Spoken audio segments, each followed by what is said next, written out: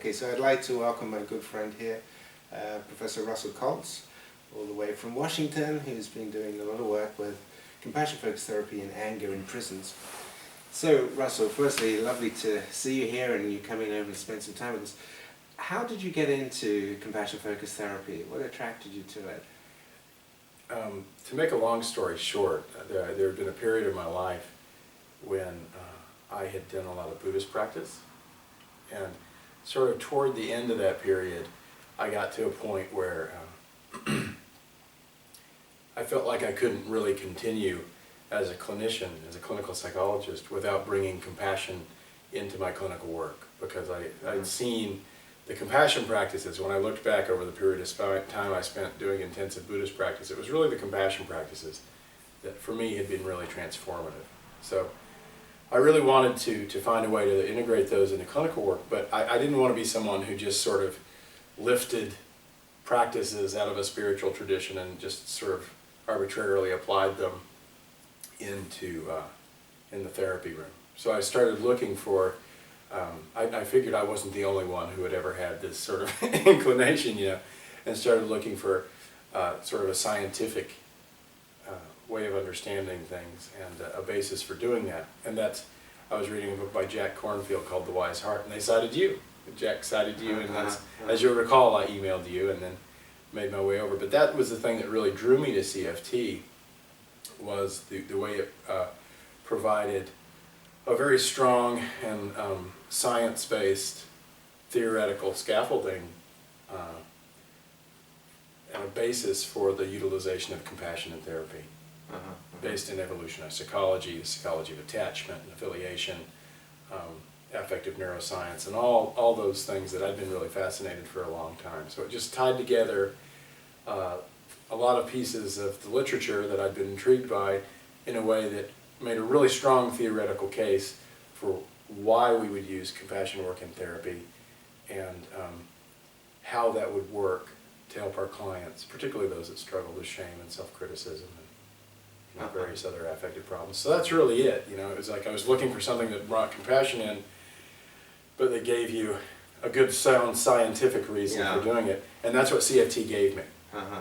That's why it immediately clicked for me, because I was really familiar with a lot of the compassion practices and work, but what I needed to see was the theoretical basis for it, and that's what CFT gave me. Okay, that's fantastic, and that is something that we are very keen on, that we stay open to the scientific literature. We don't just become very narrow CFT people. Yeah, I think the problem, I don't think it works very well when we present self-compassion to clients as saying, well, you should do this because it's good for you. Well, of course self-compassion is good for you, but exercise is too. Human beings are remarkably efficient at not doing things that we know are good for us. So I think when you really look, the case CFT makes is I think a really important one, which is when we really understand the human condition, when we really look at our evolved brains and how those emotions they produce organize our minds, the social shaping of the self, and all the forces that we don't choose or design and how they impact us.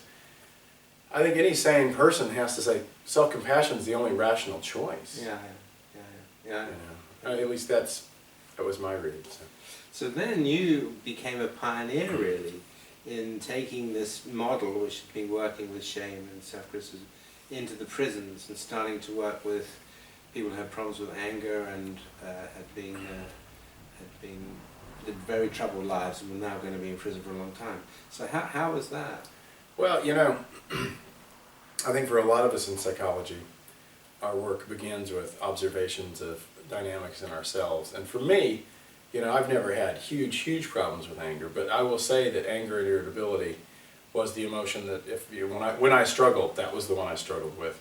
And that being the case, as I was practicing as a psychologist, I became aware that there seemed to be a lot more energy around treatments for things like depression and anxiety and anxiety disorders than there did anger. And it made sense to me, because if you look at the way these emotions play out for us, if we see someone who's depressed, we sort of want to help them. If we see someone who's anxious, we sort of want to comfort them.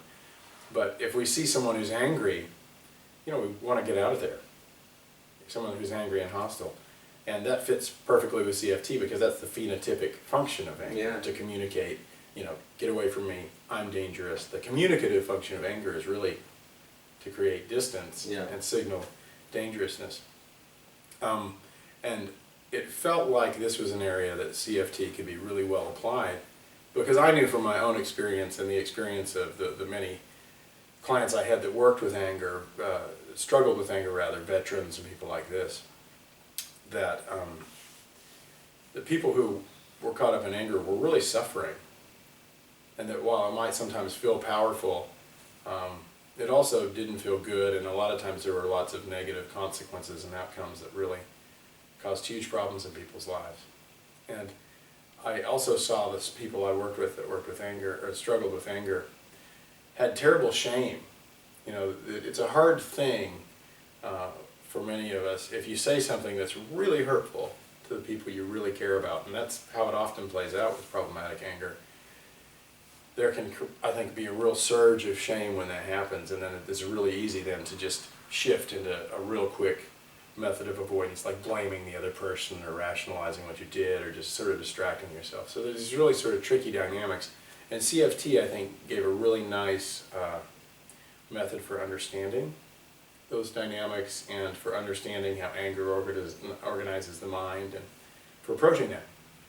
So I had been thinking about applying it to anger, and along that time I had been leading a meditation group in the prisons.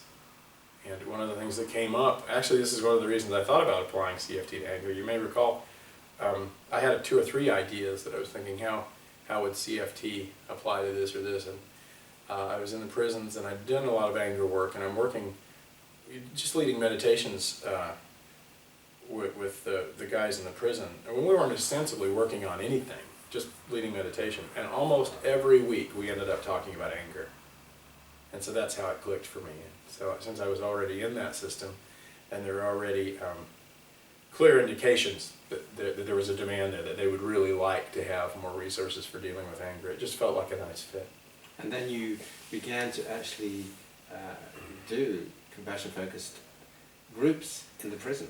Yeah. Well, it's kind of nice how it happened. What happened was, so I had this idea, and I had a couple individual clients that I'd been working with who struggled with anger, and we'd applied some of the CFT principles, and I'd seen it work quite well, the CFT that I'd done with folks with anger, over a relatively short period of time.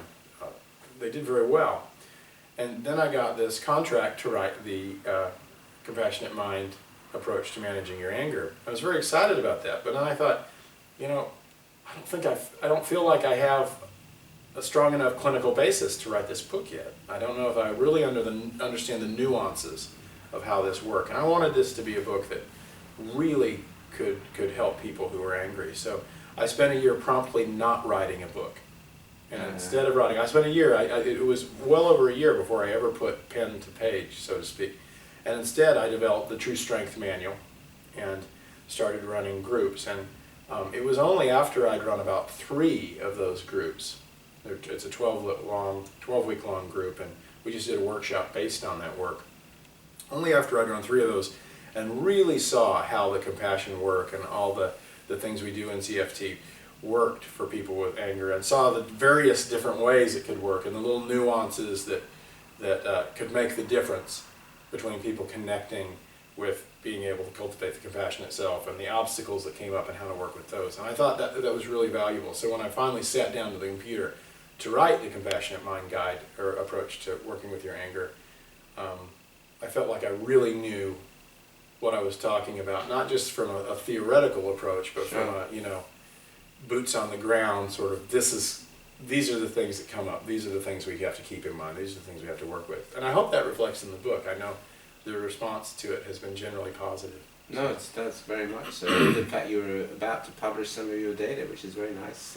Yeah. Good data. You got some Yeah, very good data. we've got a small trial from the anger group, and it's small. I mean, we've got 9 people in the group and 7 in the control, but we've seen very strong effects within the CFT group. And where we don't see interactions, where we don't see the CFT group increasing or improving at a much greater rate than the controls, there's some whispering of potential contagion. On some of the measures, like the self-compassion measure, the CFT group improves quite a lot, but our controls improve over time in self-compassion too. And I try to make sense of this because I'm like, there's nothing else going on in the prison that would cause increases in self-compassion, until we had a discussion with the people in the CFT group, and they're living in the same units with the other people. They're in the sometimes even in the same cells, and they're sharing the materials. They're so excited. So it's terrible for research, but it's really nice for clinical impacts. But one of the things actually that was really interesting, just within the folks in the CFT group, when we ran the correlations and looked at kind of the dynamics of anger and things like this, I think people think of anger, particularly people with externalizing anger, as not being, as being maybe not worried about hurting others or things like this. And we did see relationships between fear of compassion for others and anger, but the strongest relationships we saw were between problematic anger and fears of receiving compassion. Yeah. These are folks who really, the ones with the real strong anger problems, were also they had a great difficulty receiving compassion from other people and extending it to themselves. And underneath that, of course, when you get underneath the anger, is a huge amount of grief, loss, never really feeling connected with other people, feeling loved or wanted. Yeah, or even being able to imagine what that would feel like for someone. And now you're doing workshops, doing experiential workshops with people. You've just done one here, which went very well. Yeah. I think it did go well. I think that mindfulness and particularly compassion, it's hard to really do that work if you haven't done some compassion work yourself. Yeah. Because then there are little obstacles and kind of nuances to the work. And so what we do is it's what we did this week was it's called inside out sort of training, where it's a combination of doing the practices that we do in the group and learning that, but you're getting coaching again on the nuances of how to do that as well, how to facilitate it yourself. And the goal is that people who go through this training will be well equipped to then implement the group in their own clinical practice. And of course they're given the resources, the manual that they can reproduce, things like that, hopefully to do it. So that's and the hope. It's been an excellent workshop. People loved it. Russell, I know you have to rush off and catch a plane, so thank you for giving us 10 minutes of your time. Thank you, Paul. And we'll see you again next year. Appreciate it.